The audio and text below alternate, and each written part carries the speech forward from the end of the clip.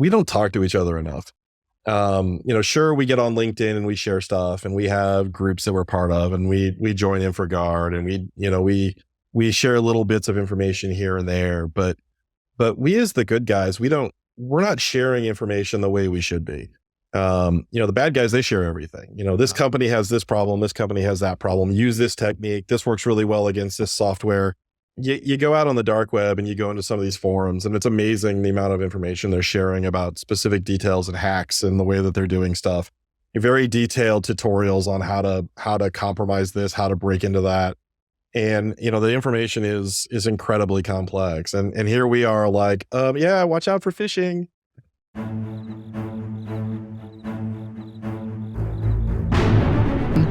Welcome to the Risk Never Sleeps podcast, in which we learn about the people on the front lines protecting and delivering patient care. And I am Ed Gaudet, the host. Today, I am pleased to be joined by Jason Alexander, the CISO at VCU Health. Jason, welcome. Thank you very much. Pleasure to be here, and I'm glad to be on the podcast. Yeah, and I'm really blown away with your Grumpy CISO,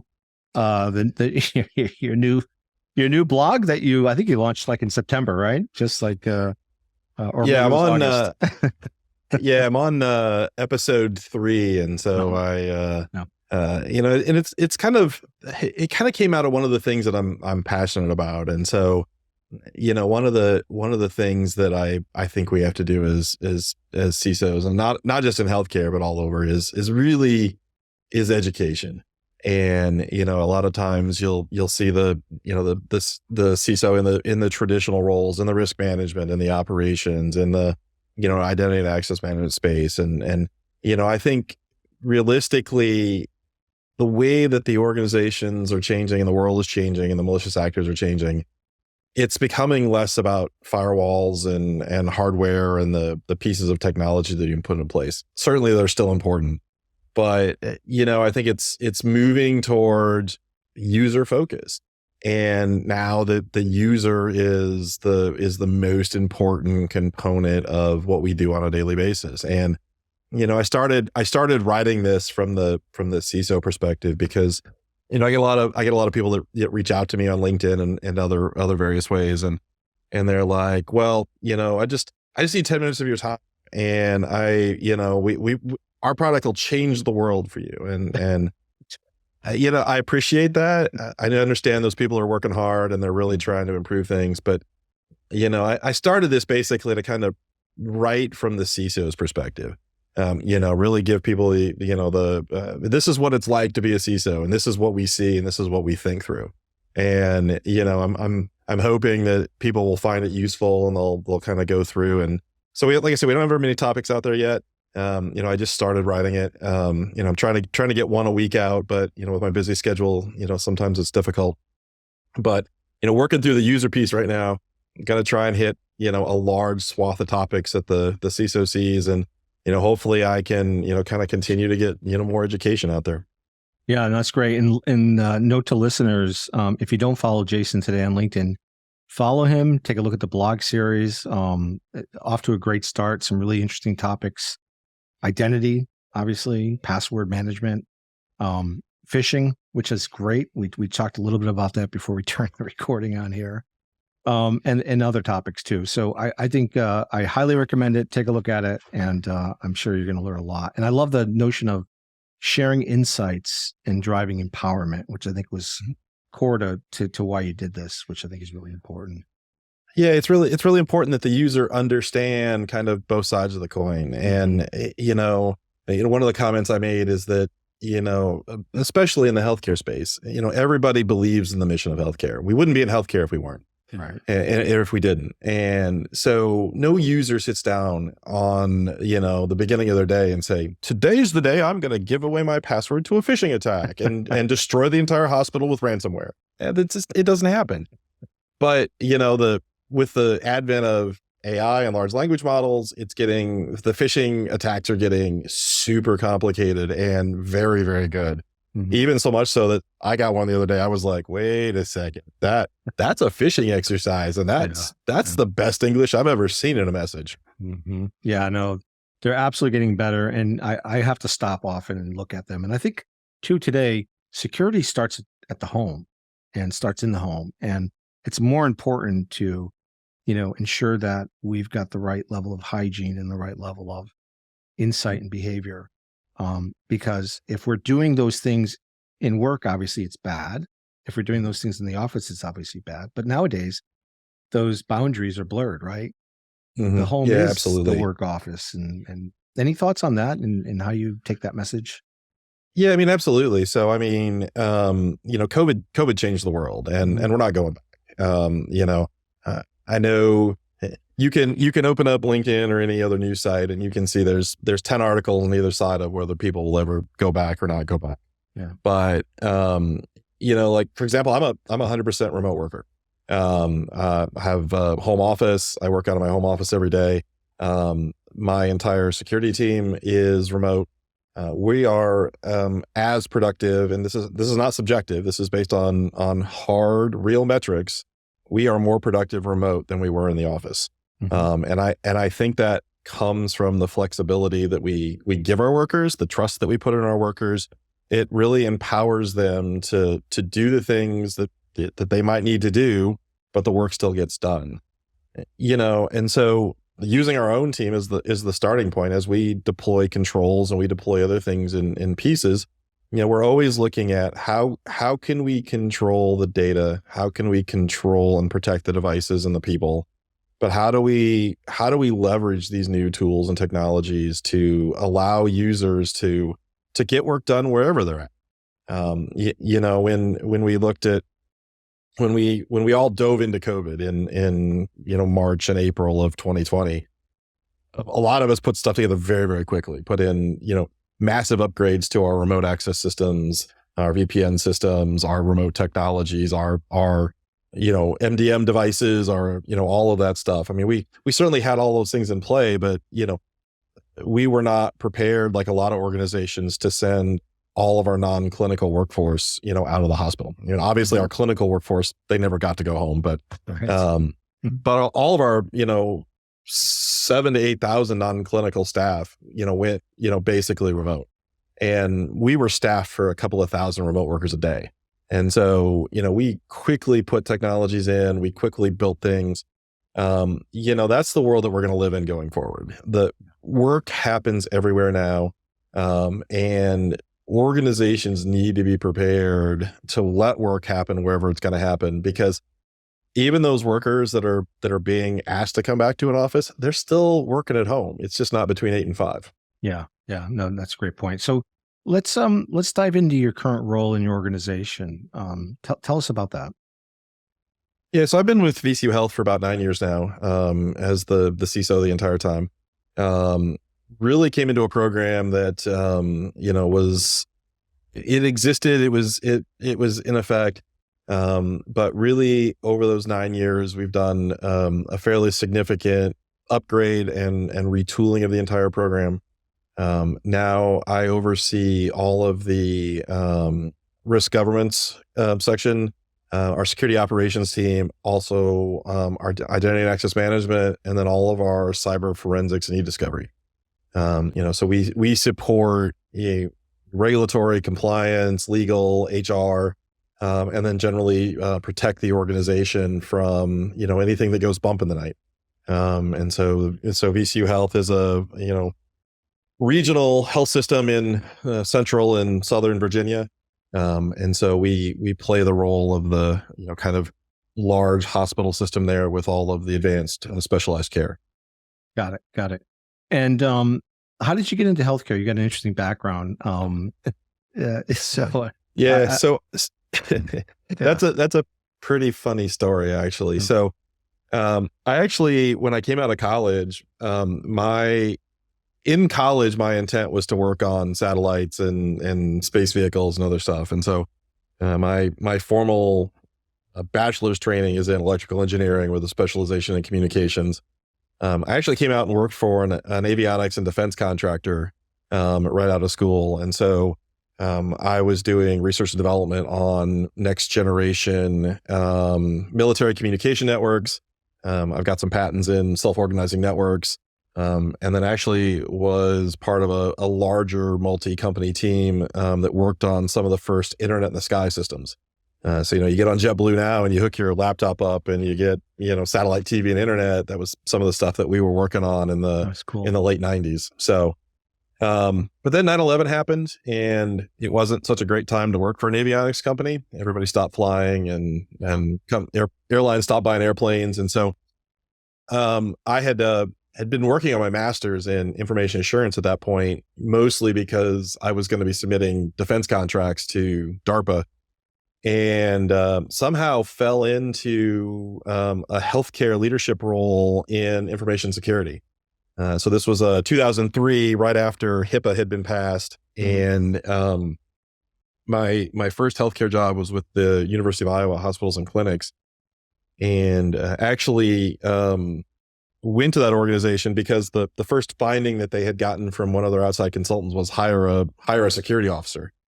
And so that was me. And so from there, we built everything because the hospital had all publicly routable IP addresses. Their opinion was, hey, we installed antivirus. We're good, right? So yeah, HIPAA was a big change for a lot of healthcare. So that's how I got into healthcare and kind of been there ever since. Yeah, and I noticed you were at CarMax for a while too. What did you learn there that you were able to apply into healthcare, if anything? So what's interesting about CarMax is their model is significantly different than healthcare. Obviously, I mean, they're there to sell used cars. One of the things that actually, interestingly enough, shocked me about CarMax is, I remember one time we were in an outage call, and the level of seriousness and just kind of bluster around getting a certain system back up.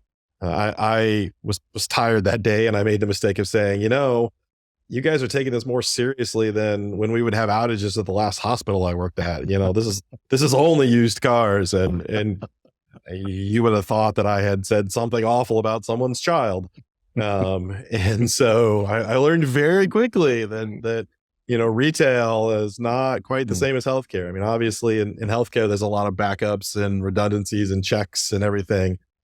Generally, patients don't leave the hospital when the network goes down. When you couldn't sell a car, I learned very quickly that was a much bigger deal. And so, so it was a very interesting experience. And I actually really enjoyed it. It was, because it was a much faster pace than healthcare. A lot newer technology, but in the end, I was kind of recruited back to healthcare and kind of came back to what I knew. Yeah. So. Yeah, and it's that connection with the business, right? That I think that's probably that's the story. So, I never said that again. Yeah, I bet you. That's right. You learn quickly. Yeah, I did. So as you look at 12, 24 months out, what are your top 3 priorities? So, I think in the next, 12, 24 months, it's really, for us, it's really, because budgets are still tight from COVID. Hospitals are still struggling. Healthcare is still, we'll never go back to what was normal before COVID, but especially now there's a new wave of COVID infections happening. Everybody's looking to see, is this going to impact us like, some of the waves like Omicron and others. And so right now for us, one of the things that we're looking at is really optimization. What can we do with what we've got that we're not doing? Have we gotten all of the benefit out of all the systems that we have in place? And, so it's less about new systems for us right now, but really, we've also gone through a fairly significant shift in the last 3 years at VCU. So we've replaced probably about 80% of our software. We went through a major ERP and electronic medical record project. We built a couple of new hospital buildings, 15, 16 stories tall. We bought a regional care hospital. And so a lot of change has happened in the last, 3 years for VCU Health. And so after all of that, new system implementation and new software, a lot of what we're doing right now is really not necessarily stabilization, but enhancement and making sure that we're effectively doing the best that we can with everything that we've got. Yeah, no, that makes sense. Couple years post-pandemic, really hard for a lot of people. How do you think we're doing as an industry? So, I mean, I think, at least from my seat, things seem to be getting better. I mean, we're getting, we've come out of the public health emergency. We've declared the pandemic phase of COVID being over, and COVID will be with us forever. It's going to be like the flu. So I don't think it's ever going to go away. I think it's going to change the way hospitals operate and the way that we think about things. I think it showed us how quickly our worlds can change. And I think a lot of planning will be done around what happens the next time. What if there is a next time when everybody says there'll probably be something. It could be 50 years, it could be 100 years, but it'll happen again. How do we plan and prepare for something like that? And so, I think as we learn what the new normal is, we learn how we're gonna operate with, the labor costs have gone up because so many care providers decided that during COVID that wasn't what they wanted to do anymore. I mean, Yeah. I cannot say enough for the people that were on the front lines during COVID. Lots of good friends in the hospital that I know just had probably some of the worst years of their lives. Yeah. Just trying to treat everybody and get everybody through this and to watch, what happened. And so, it burned a lot of people out. It changed the way we think about a lot of things. I think everybody now is focused back on kind of what our primary mission is, which is to help the greater good. Yeah. And we're moving forward. And so I think things will change and get better as we go a couple more years through this, and we really start to understand, okay, this is what the new normal looks like. Now we can plan for it. Yeah, that's a great point. I think it's also changed our perspective as it relates to cyber security, in so much as, we spent probably the previous decade thinking about identification and protection. And now it's more about becoming much more resilient. It's not a matter of if, it's a matter of when. And when it happens, how quickly do we recover from the incident? So we look at MGM, the attacks that happened in the last couple of weeks. Yeah. Again, I think this is kind of goes back to my beginning point that training has become so critical because, we're learning through the statements of the attackers that they gained access through social engineering. I actually had 2 days after I wrote my article that came out, and I kind of giggled a little bit. Not at MGM's pain. I would never do that to somebody else, but, right. But just, that's the world we live in now. Yeah. It's not going to be a failure of your firewalls. It's not going to be a failure of your access controls. The biggest threat to any cyber organization right now is the user. And again, it's not through malicious action. It's not through intent. It's just through, it's hard. And the malicious actors are persistent and they're dedicated and, they're good at what they do. Yeah. And I think what makes it much harder these days anyway, is that our users aren't just those people that we employ. It's the connectiveness we have with our ecosystem. The boundaries have been blurred or removed entirely. And we have to consider the user on the other end, that are vendors, the user at the vendor or the supplier or provider of goods and services that may be clicking on that phishing attack and opening up that breach for us. I think that's also getting harder. Yeah. I mean, my risk team is as big as my incident response team.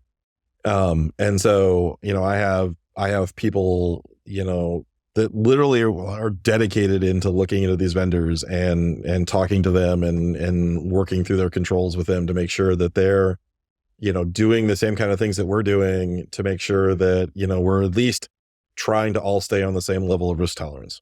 Yeah. What are you most proud of over the last couple of years, personally or professionally? So I think one of the achievements, so, like I said, we rolled out a brand new ERP and a brand new EHR. And so, we went with Workday and we went with Epic. Mm-hmm. Not all that uncommon in a healthcare system. Right. And so one of the things that my team did in amongst both of those, and we went live with them 6 months apart. So we went live with Workday in June, and we went live with Epic in December of 2021. I didn't really like 2021.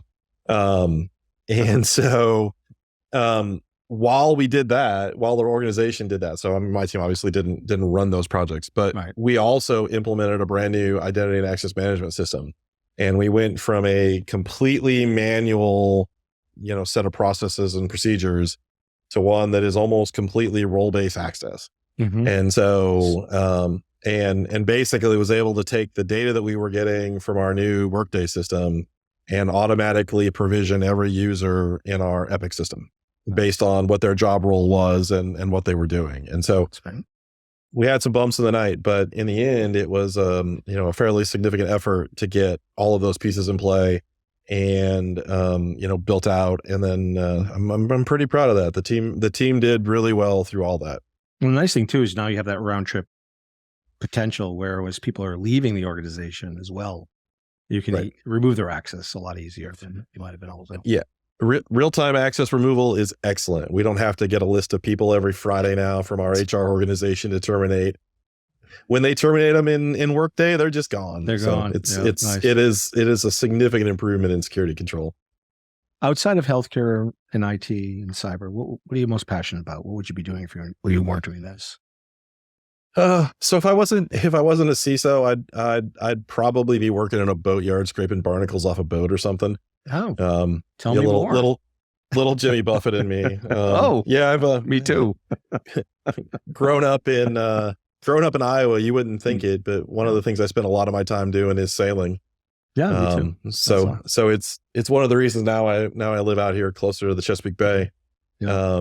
I would. Do you have a boat, I assume, or? I do. I have a 43-foot sailboat. Nice. What do you have? What do you have?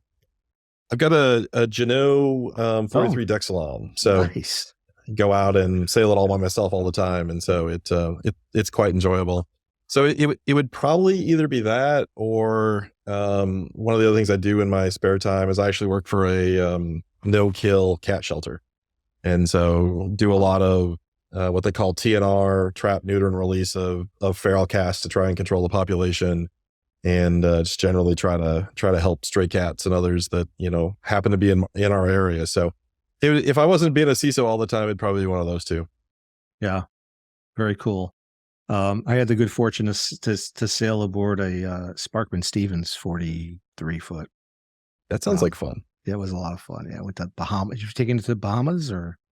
I have not taken mine to the Bahamas, but I've done classes where I've sailed out of Miami to the Bahamas, and then all the way through the Caribbean islands out to the Lesser Antilles. And so I did a big ocean going class, an ASA class where I sailed out of Miami and took the boat out there, and so we were out for about almost 2 weeks. Mm-hmm. So yeah, it was like 13 days or something. So where we bounced from a couple of nights we were just completely out in the dark.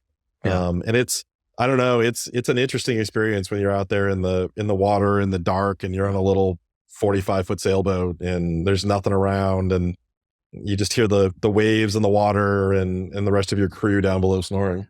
Nothing like it. And someone's got to stay awake. Someone's got to stay awake. As you know. Right. Yep. So if you could go back in time, what would you tell your 20-year-old self? My mom would suggest that I've had a plan for life since the second I was born. I knew probably from a very early age that it was going to be something to do with computers.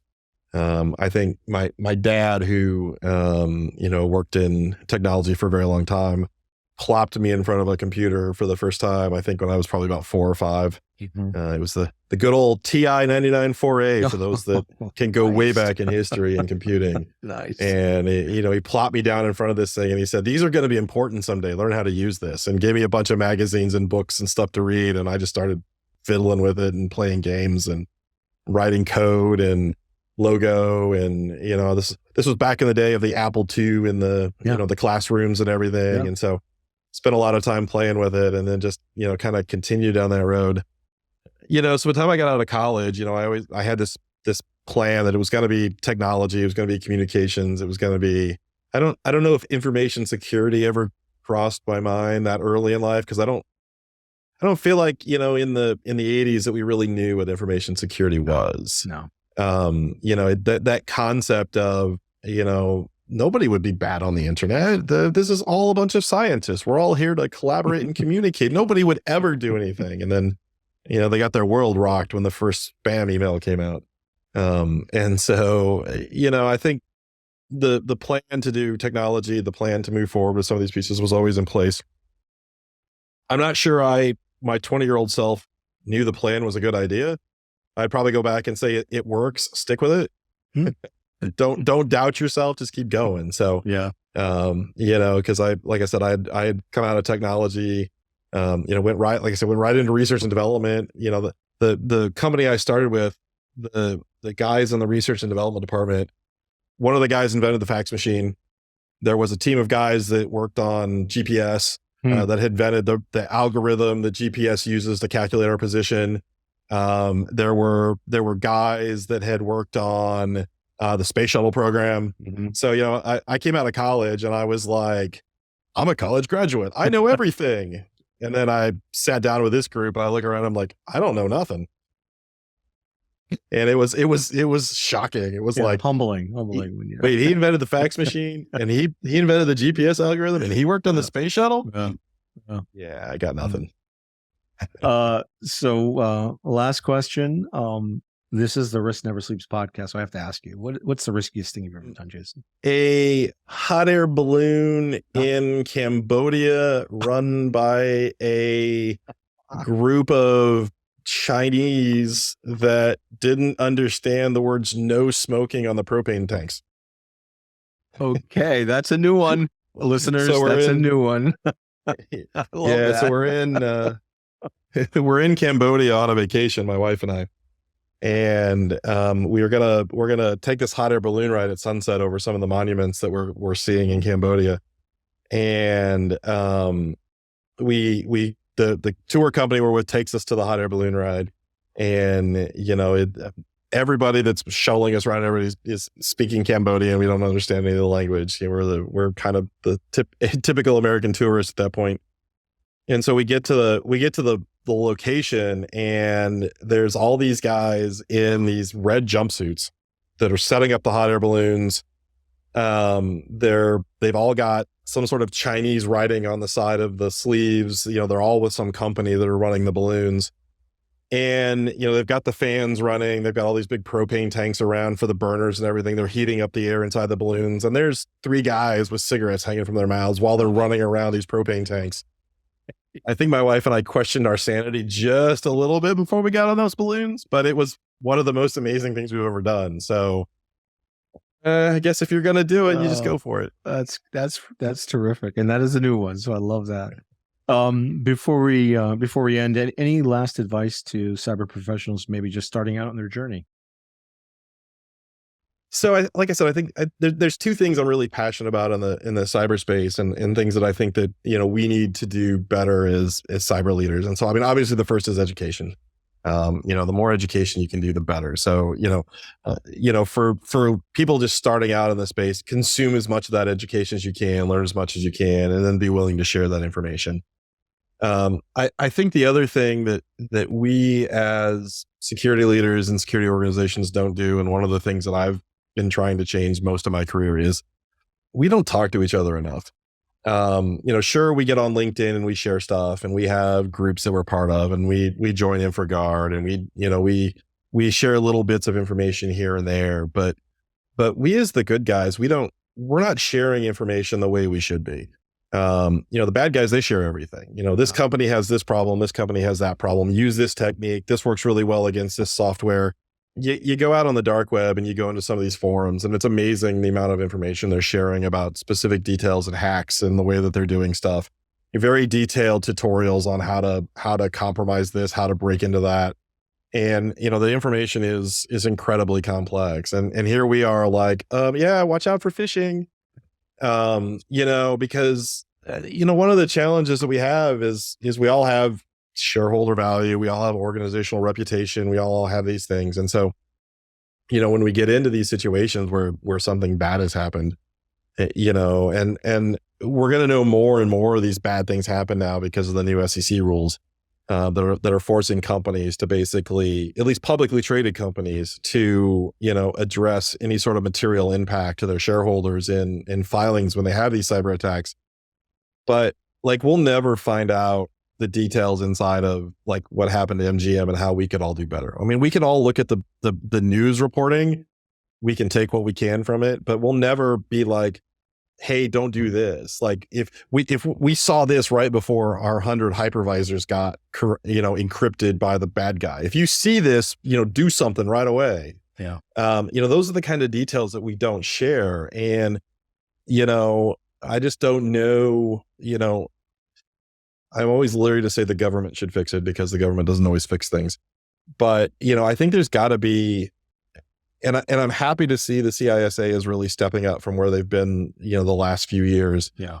But I mean, I think there's really got to be something where you can go to the FBI or the CISA or something and say, in a detailed fashion, this is what happened, and everybody needs to be communicated with to watch out for these things.